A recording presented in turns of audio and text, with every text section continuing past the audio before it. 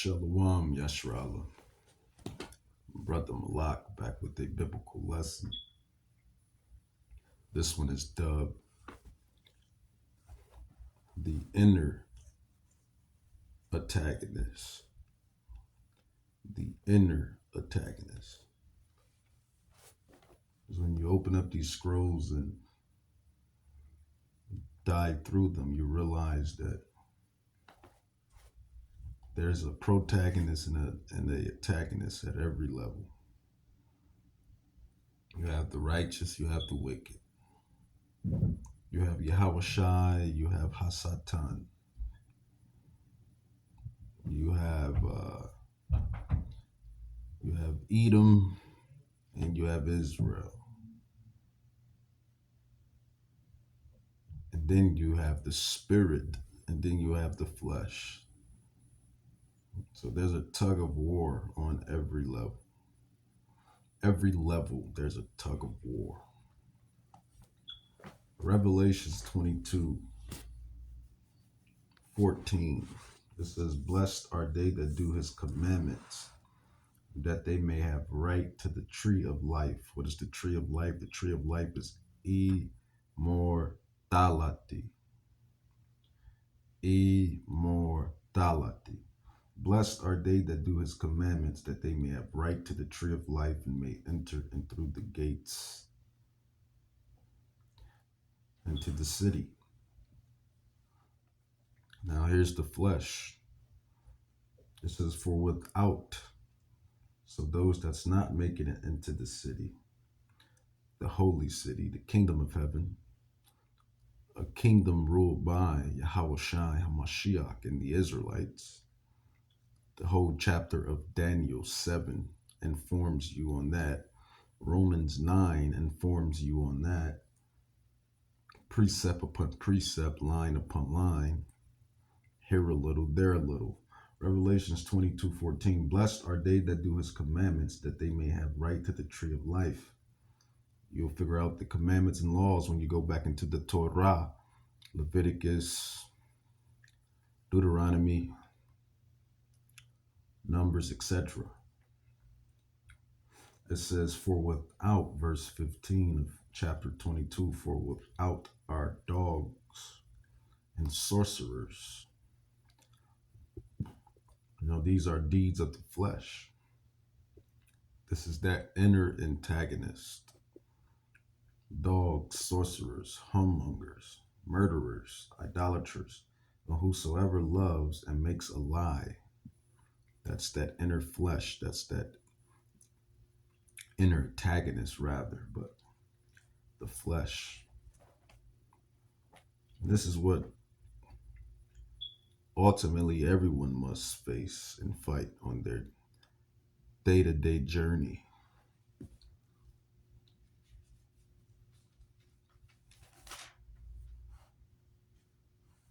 And just to further prove, what heaven is going to be, what the scrolls inform that it is. It says Revelations 21, at least at the gates, or at the beginning before you walk into the holy city, the kingdom of heaven. Revelations 21:12, it says, "And had a wall great and high, and had 12 gates, and at the gates 12 angels, and names written thereon, which are the names of the 12 tribes of the children of Israel." I'll read that again, Revelations 21:12, "And had a wall great,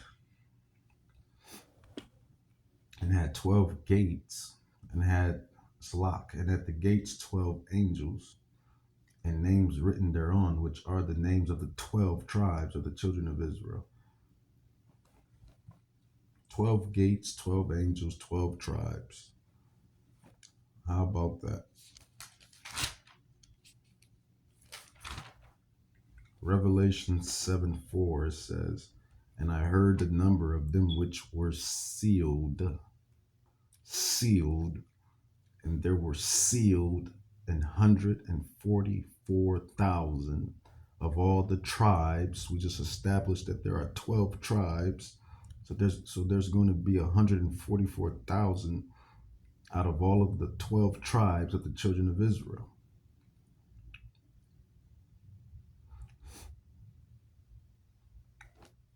But that's what the kingdom of heaven is. But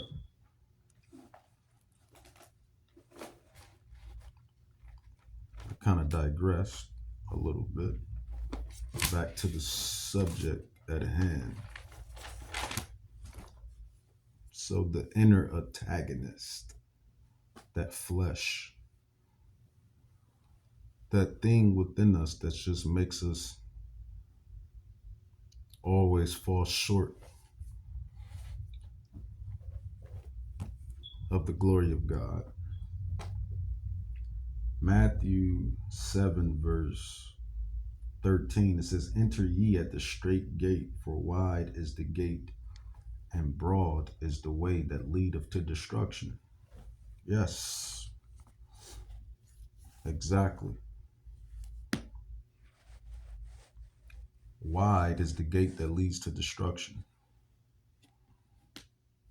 That's basically doing everything that your flesh desires. Look at the world. There's a wide gate that the people in the world loves to walk in or walk down. And specifically, I'm talking to the Israelites, not really talking to the heathen nations. And because we just established what the kingdom of heaven is for and who the kingdom of heaven is for. Daniel 7 tells you who's the kingdom of heaven. Daniel 7 tells you who the kingdom of heaven is for. This is exclusively to the Israelites, to the 12 tribes.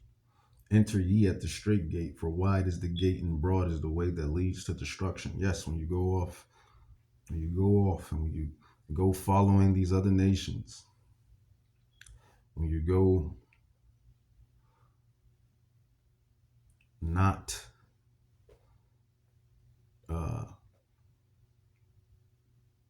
when you go off and not being obedient to the laws, the statutes, and the commandments, and the fruits of the Spirit, that's that wide gate.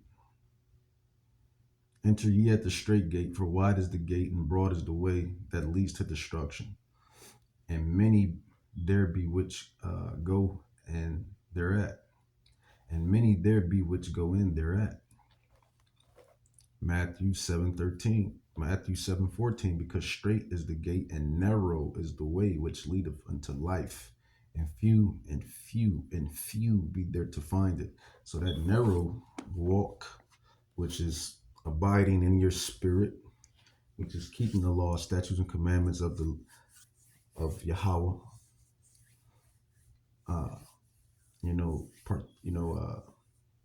dwelling in the fruits of the Spirit, not the fruits of the flesh. That's a narrow gate, because it's tough to follow or to do at times. It's a narrow gate. It's a path that many won't take. Only that few. Only the few. Only that few.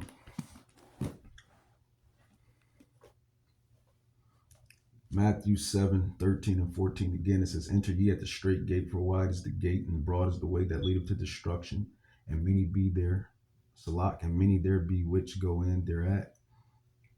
Verse 14, "Because straight is the gate and narrow is the way which leadeth unto life, and few be there to find it." So there you have it. Matthew 7:21, "Not everyone that says unto me, Lord, Lord, King, King, shall enter into the kingdom of heaven, but he that doeth the will of my Father which is in heaven. And what is the will of his Father? What is the will of the Father? Well, precept upon precept, line upon line, here a little, there a little. The will of the Father is to bring the Israelites back unto the Father and to teach the Israelites the commandments, the laws, the statutes, so they can be that shining beacon, that beaming light to the other nations, to the heathen nations, to the Gentile nations. We serve Yahweh Bahashem Yahweh Shai, and the Gentiles serve the Israelites. That's really what it is. It says Matthew 7:21. Not everyone that says unto me, Lord, Lord, shall enter into the kingdom of heaven, but he that doeth the will of my Father which is in heaven.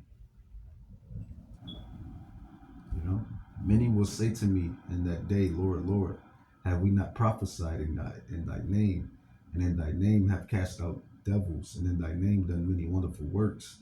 And then will I profess unto them, I never knew you. Depart from me, ye that work iniquity.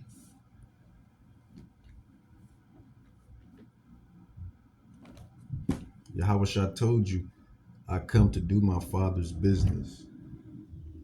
I'm about my Father's business. What was that? It was bringing Israel back into the Father. You get this, you get more precepts on that in the Apocrypha. You get more precepts on that in the Apocrypha. You know,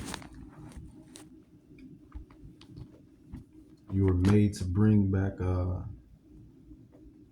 children of Israel back into Yahweh, the Father. You're made to teach the laws, the statutes, and commandments of Yahweh.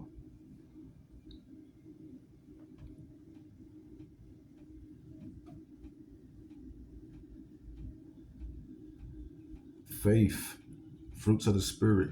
See, these things all go hand in hand. Faith, fruits of the Spirit, the works, the laws, the statutes, the commandments, they all go hand in hand.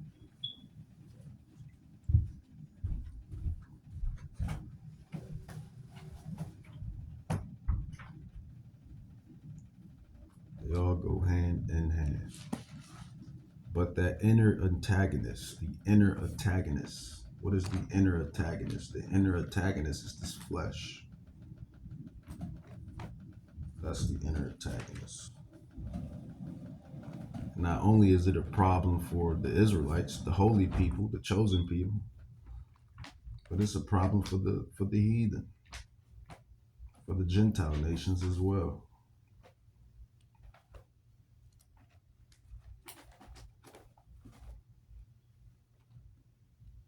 Clearly, it's a problem for the heathen nations, even though the blood covenant wasn't given to them anyway. So that's why they do what they do. But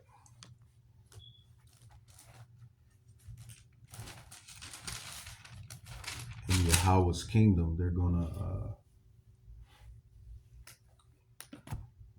learn the law, statutes, and commandments of Yahweh Bahashem Yahweh Shai, because the Israelites are going to be that beacon of light. They're going to be that beacon of light to the Gentiles, to the heathen, to show them.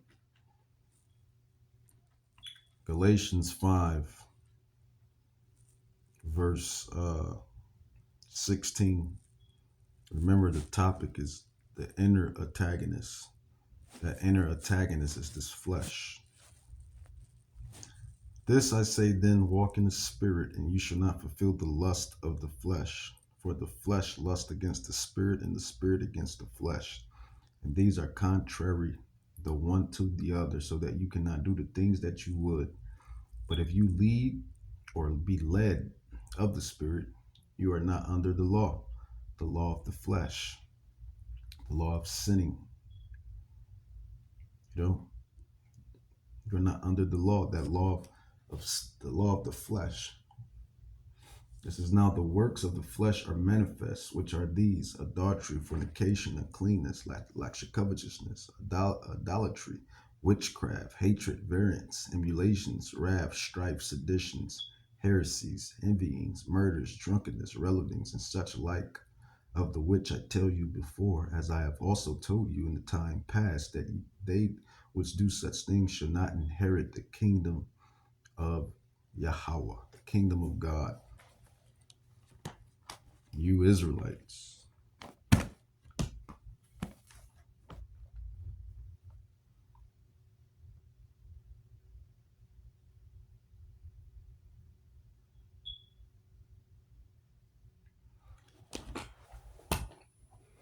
Israelites.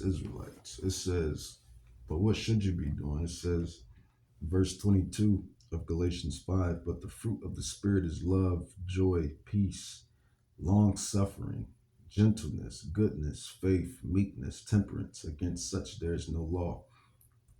And they that are Hamashiachs, says Christ here, have crucified the flesh with the affections and lust.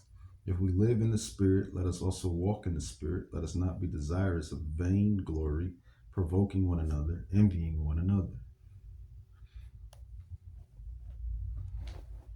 That's that inner antagonist, the flesh.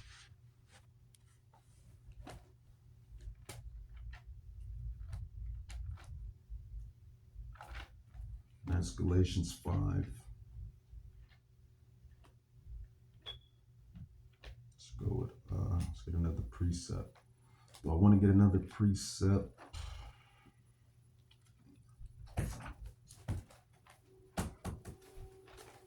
I want to get another precept.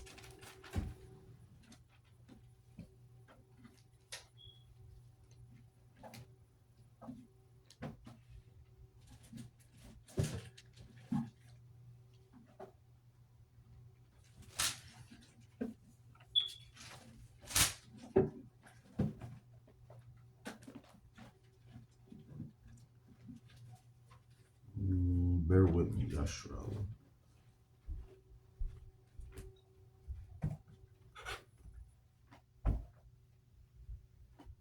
Grab another precept. I think I want another precept.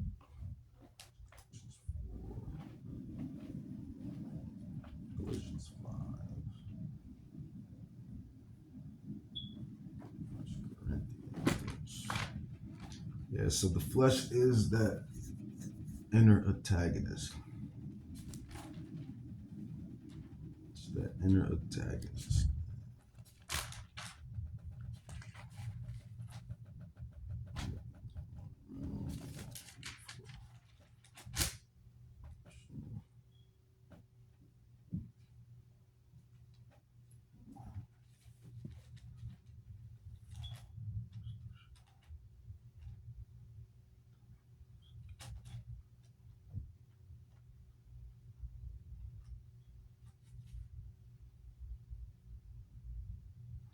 Yeah, I like this one too. This is not the one I wanted, but this is a solid one as well. 2 Corinthians 5:17. Therefore, if any man be in Hamashiach, says Christ, he is a new creature. So you have put away the deeds of the flesh, that old creature. Or at least you try to the best of your ability, to your utmost ability. Therefore, if any man be in Hamashiach, or Christ, he is a new creature. Old things are passed away. Behold, all things are become new.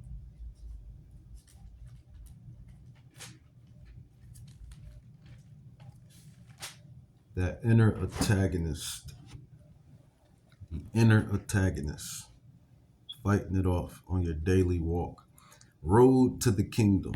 This is what this is. Road to the kingdom. All of this, road to the kingdom. Watching the biblical prophecies take their course, dodging the darts of the wicked,